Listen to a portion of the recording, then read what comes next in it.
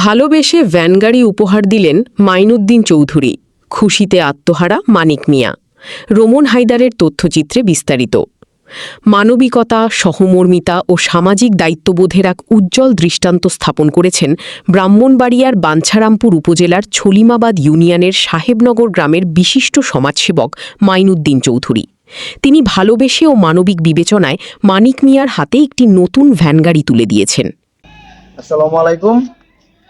মাইনুদ্দিন ভাই এই গাড়িটা আমারে ভালোবাসে উপহার দিছে, যাতে আমি গাড়িটা চালাইয়া কিছু টাকা রোজগার করতে পারি, এবং আমি যে ব্যবসা করি মাছের ব্যবসা, অবসর টাইম দিয়ে আমি গাড়িটা চালাবো।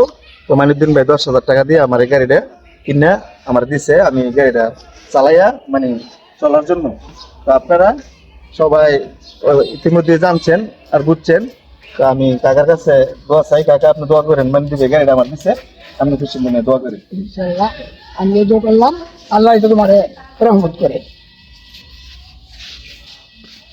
মাইনুদ্দিন ভাই যাতে মানুষের সেবা করতে পারে এবং আরো অন্য অন্য ফ্যামিলি এবং পরিবারকে সহযোগিতা করতে পারে, আপনারা সবাই তার জন্য দোয়া করবেন। সবাইকে সহযোগিতা করতে পারে, এই তো আমি সবার কাছে চাই।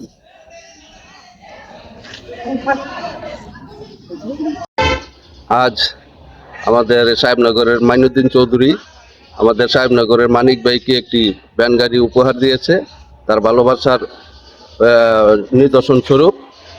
এভাবে মানিকের মতো আরও এলাকার দুস্থ মানুষকে যেন মাইনুদ্দিন চৌধুরী সহায়তা করতে পারে, সবাই তার জন্য দোয়া করবেন এবং উত্তরোত্তর সাফল্য কামনা করি।